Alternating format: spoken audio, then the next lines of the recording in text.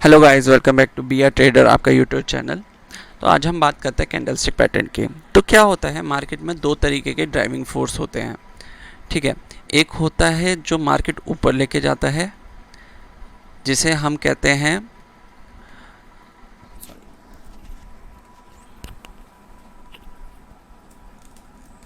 Bullish,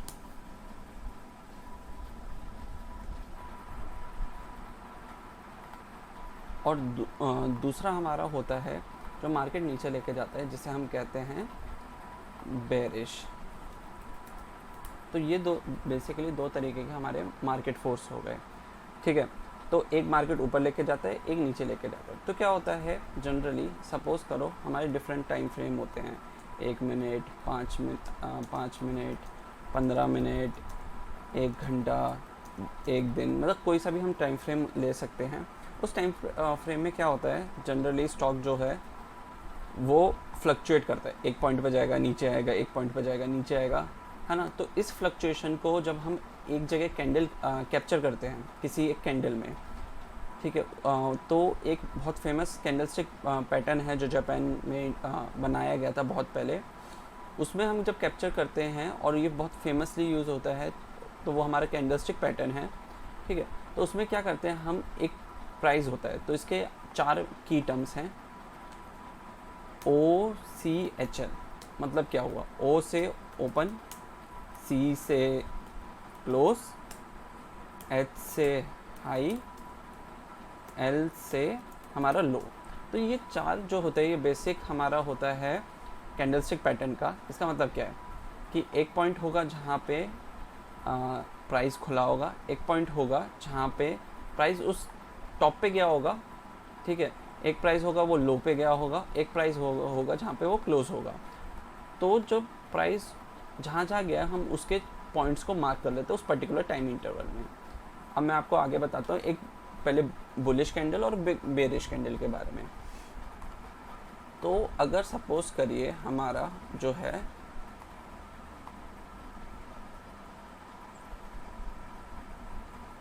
एक candle बनता है जिसमें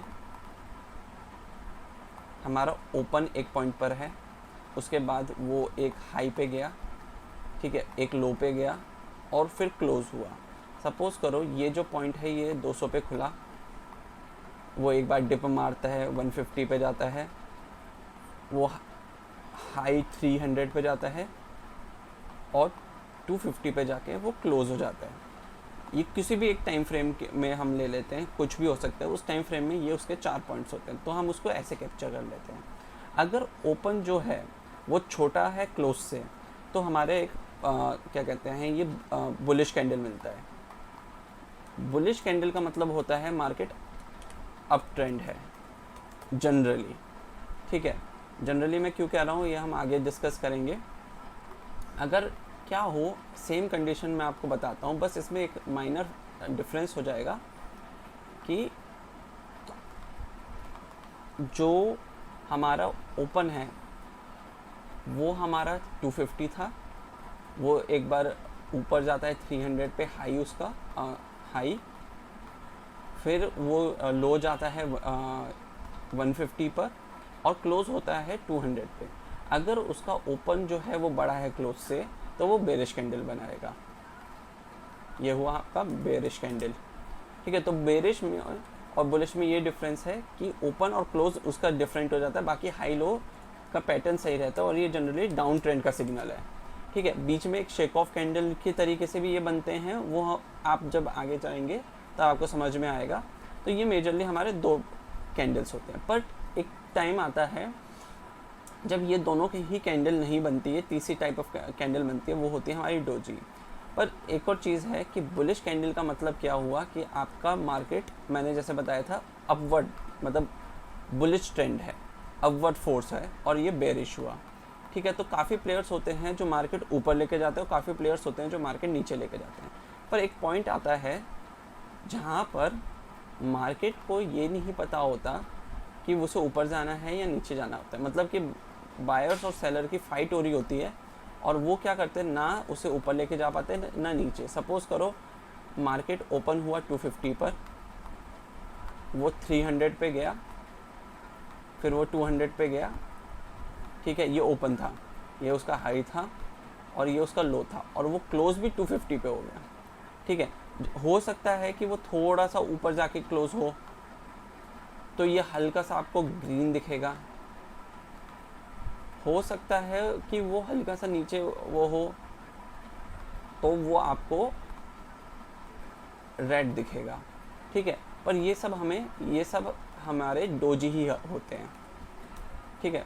डोजी का मतलब क्या हो गया, जब मार्केट एकदम ऐसी पोजीशन पे है जब उसे ये अब ऊपर जाने या नीचे जाना है, मतलब बायर्स और सेलर्स दोनों लगभग इक्वल थे, ठीक है। तो ये फाइट में डोजी कैंडल बनती है, तो ये जनरली एक न्यूट्रल है। कभी कुछ डोजी कैंडल्स बहुत इंपॉर्टेंट हो जाती है, जो कुछ डोजी कैंडल है आपको ट्रेंड चेंज का साइन देती है, ठीक है।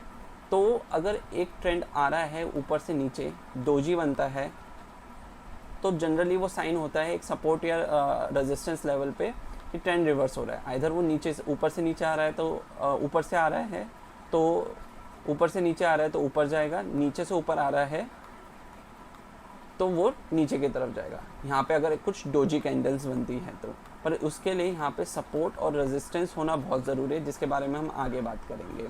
अगर थोड़ा सा ग्रीन या थोड़ा सा रेड बनता है तो इसका मतलब ये नहीं है कि वो डोजी नहीं है।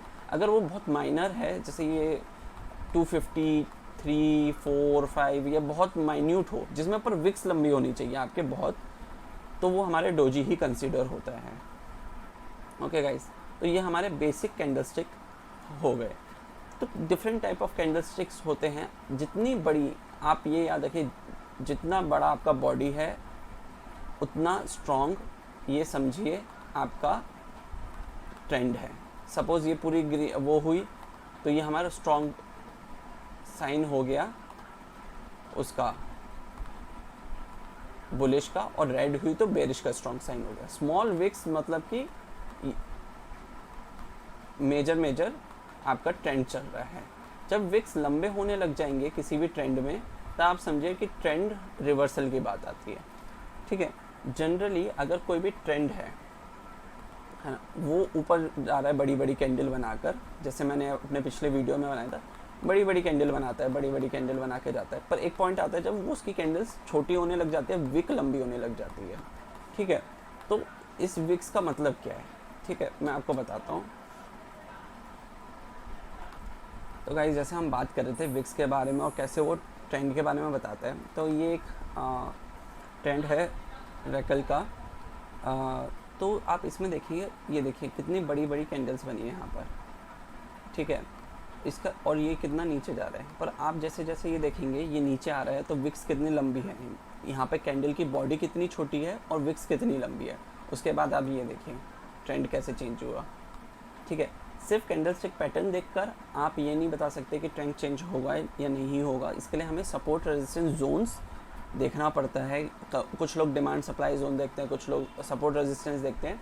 दोनों ही कॉन्सेप्ट बहुत अच्छे हैं, जो भी आपके ट्रेडिंग स्टाइल को सूट करता है, हम उसके बारे में आगे बात करेंगे।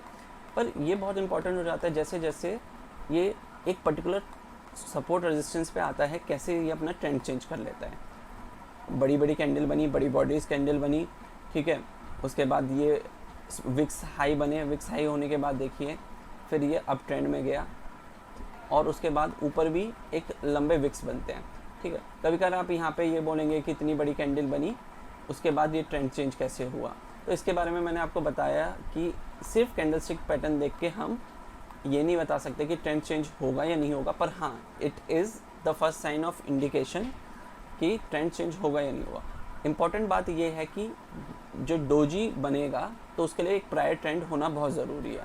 अगर मार्केट जो है साइडवेज में बन रही है और फिर डोजी बनेगी तो ये हमें नहीं बता सकता ट्रेंड कहाँ जाएगा, ठीक है। पर अगर, क्योंकि एक डोजी का मतलब है मार्केट ऊपर भी जा सकती है नीचे भी, तो इससे हम कैसे डिसाइड करते हैं जब तक प्रायर ट्रेंड ना हो। पर अगर हमारे पास एक प्रायर ट्रेंड है और कहीं डोजी बन रही है तो इसका मतलब है ये है एक ट्रेंड का साइन, ठीक है। फिर एक ट्रेंड है, फिर एक डोजी बन रही है, तो इसका मतलब है ये भी ट्रेंड चेंज का साइन है। तो doji in combined with support resistance with doji हम नेक्स्ट उसमें बात करेंगे। बहुत इंपॉर्टेंट स्ट्रेटेजी हो जाती है, बहुत अच्छी स्ट्रेटेजी है पैसा बनाने के लिए मार्केट, शेयर मार्केट के अंदर, जो मोस्ट इफेक्टिव और बहुत सारे ट्रेडर्स जिसको फॉलो करते हैं कैंडलस्टिक पैटर्न को, उसके लिए बड़ी इंपॉर्टेंट हो जाती है। तो आप आगे वाले चैनल्स भी देखिएगा, पर आज बेसिक समझ गए कि कैंडलस्टिक पैटर्न कैसे बनती है। उसके अंदर भी डिफरेंट कैंडलस्टिक्स होती है जिसके बारे में हम इन फ्यूचर बात करेंगे। आज के लिए धन्यवाद।